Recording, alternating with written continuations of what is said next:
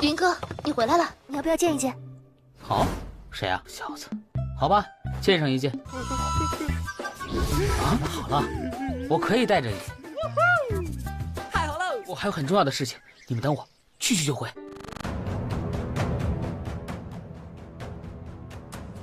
Kembali lagi bersama Bang Jago. Seperti biasa, Mimin selalu mendoakan kalian semoga selalu dalam keadaan sehat dan dalam kondisi terbaik. Di video kali ini Mimin akan menceritakan sebuah donghua series dari Supreme Emperor. Tak berlama-lama, langsung aja kita masuk ke isi ceritanya.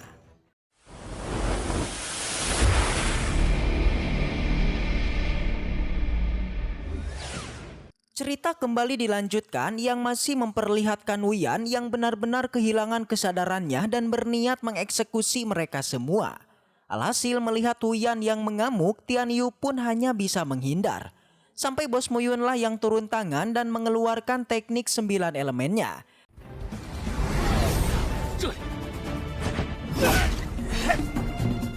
Sayangnya meskipun berhasil mengalahkan Wuyan, tapi Bos Muyun juga terkena serangan cakarnya. Sontak Tian Yu yang melihatnya juga cukuplah panik dan bergegas menghampiri adiknya itu. Tapi di sana Bos Muyun pun langsung bilang jika ia tak ingin mati, maka jangan sentuh adiknya itu. Yang pada akhirnya ia pun mengeluarkan harta miliknya dan bergegas menyembuhkan luka-lukanya. Setelah itu Bos Muyun pun juga langsung menghampiri Wuyan dan menyadarkannya dari kekuatan monster.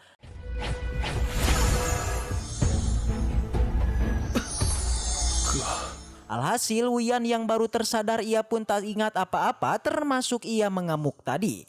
Berbeda dengan Bos Muyun melihat ada darah ungu, ia pun langsung memahami kondisinya. Sampai para tetua pun akhirnya juga datang ke sana. Di sana Tian Yu pun mengabarkan kalau barusan Wuyan tiba-tiba mengamuk lagi. Namun tanpa diduga Bos Muyun lah yang malah bisa menyadarkannya.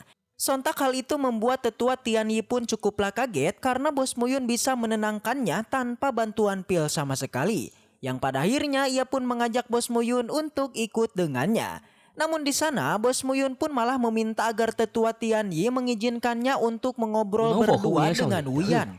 Alhasil mereka pun tidak keberatan sama sekali dan meninggalkan mereka berdua. Di sana Bos Muyun pun bilang karena sudah tak ada lagi orang, jadi ia pun menyuruh Wuyan untuk menjelaskannya secara detail, yaitu soal racun darahnya ini. Sontak Wuyan pun juga cukuplah kaget karena Bos Muyun itu bisa tahu soal racun darahnya.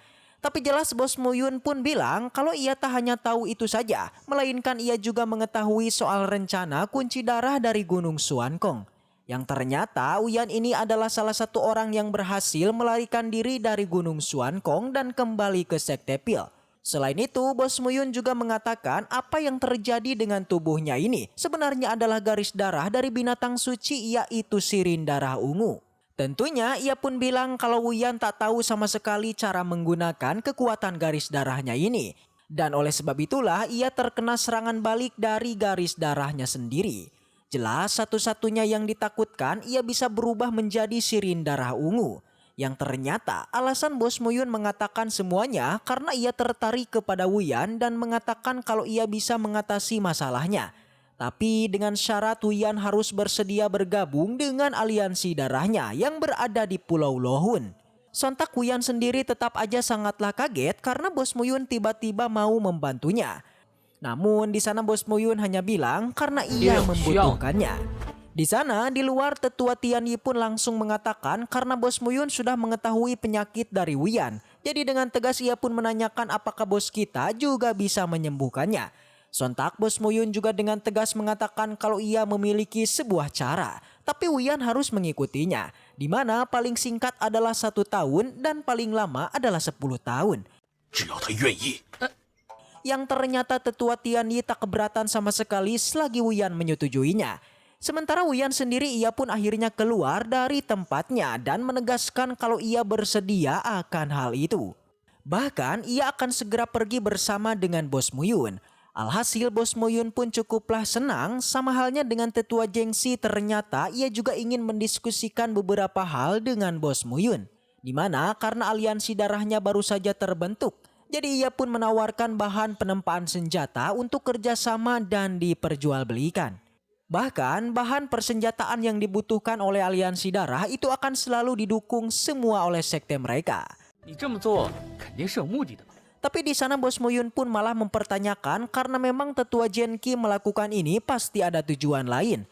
Alhasil tetua Genki pun mengatakan yang sebenarnya di mana ia juga memiliki satu permintaan. Yang ternyata ia ingin membiarkan Sui Jiaoming atau cucunya untuk bergabung juga dengan Bos Muyun.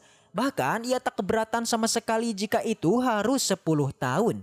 Untungnya Bos Muyun tak keberatan sama sekali dan menyetujui permintaannya. Yang pada akhirnya tetua Tian pun membukakan portal ruangnya menuju ke Pulau Luohun. Singkat cerita, Bos Muyun dan tetua Tian akhirnya sampai di Pulau Luohun. Namun tetua Tian tidaklah berlama-lama dan langsung bergegas pergi. Berbeda dengan Muyun, dia segera berjalan menuju ke kediamannya yang di sana langsung disambut oleh dua wanitanya. 云哥，你回来了。 Baik Xinya dan juga Meng Yao mereka sangatlah menantikan kepulangan dari Bos Muyun. Tapi setelah bertemu, Bos Muyun malahan ingin bertemu dengan Master Shao, yang membuat Meng Yao pun cukup cemburu dan menggoda bos kita ini. Namun niatan Bos Muyun menemui Master Shao bukanlah seperti yang dipikirkan Meng Yao, melainkan dia ingin segera mendapatkan uang, di mana di dalam kepala Bos Muyun saat ini hanyalah uang. Sebelum pergi, Xinya memberitahu kalau di saat ini ada seorang pemuda yang menunggu Bos Muyun. 你要不要见一见？ 好，谁啊？ Yang mana itu adalah Meng Yun yang kini berlutut di depan kamar dari bos kita yang ingin berguru dengannya. Sontak aja bos kita pun sedikit kaget dan langsung bergegas untuk menemuinya. 小子，好吧，见上一见。 Setelah sampai, benar aja si Meng Yun tengah berlutut tepat di depan kamar bos kita. Seketika dia pun menjadi antusias dikala melihat bos kita yang akhirnya kembali. Demi diterima menjadi muridnya, Meng Yun pun terus menangis, meminta agar Bos Muyun mengizinkan dia untuk menjadi muridnya. 好了好了，我可以带着你。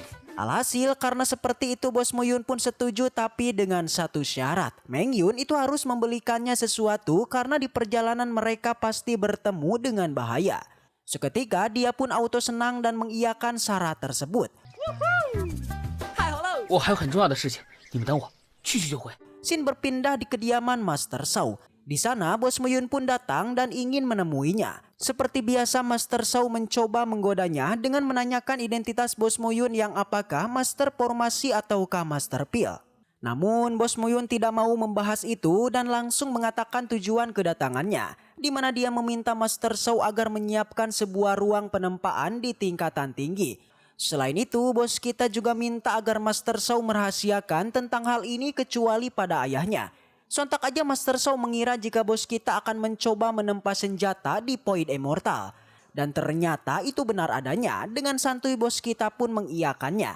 Tapi pembuatan artefak seperti itu tentu aja pasti memunculkan sebuah kegemparan, di mana dikatakan penempaan artefak poin pastilah memicu petaka langit dan bumi. Yang dengan itu Master Shao bilang jika hal ini tidak bisa disembunyikan lagi. Tapi bos kita sangatlah pede kalau masalah itu akan ia tangani, itu karena bos kita memiliki sebuah metode untuk menyembunyikan bencana langit dan bumi. Singkatnya keduanya pun setuju dan Bos Muyun pun akhirnya pergi. Langsung aja dia pun menuju ke ruangan penempaan. Di sana Bos Muyun dibarengi dengan Meng Yao dan juga Xinya. Ternyata Muyun akan menempa sebuah senjata pedang yang sebelumnya didapatkan dari kompetisi, di mana pedang tersebut rusak dan kini dia akan memperbaikinya. Diketahui pedang ini bernama Bilah Pembelah Awan yang merupakan artefak poin immortal di kelas 2. Di sana Ji Xiao penasaran apa yang akan Bos Muyun lakukan. Dia mengira jika bos kita akan meningkatkan artefak tersebut dari artefak suci kelas 10 menjadi artefak poin immortal di kelas 1. Diketahui bahwa artefak poin immortal itu ada 7 kelas dan kini di depannya ada artefak di kelas 2. Yang ternyata bos kita ingin memindahkan aura pedang tersebut pada pedang yang lain hingga menjadi artefak poin di kelas 1. Mendengar itu, Ji Xiao sedikit meremehkannya yang bahkan dia menyebut jika bos kita terlalu sombong. Tapi meski begitu Ji Xiao memberitahu mengenai metode yang dipraktekkan haruslah teknik pembakaran darah. Dan langsung aja bos kita pun bersiap dan sebelum itu dia meminta Meng Yao dan Xinya agar memisahkan dirinya dan pedangnya ketika nanti dirinya pingsan. Awalnya Xinya dan Meng Yao sangat khawatir dengan permintaan bos kita. Mereka sempat mencoba menghentikannya. Tapi karena sudah bertekad, bos kita tak mundur dan akan melakukannya.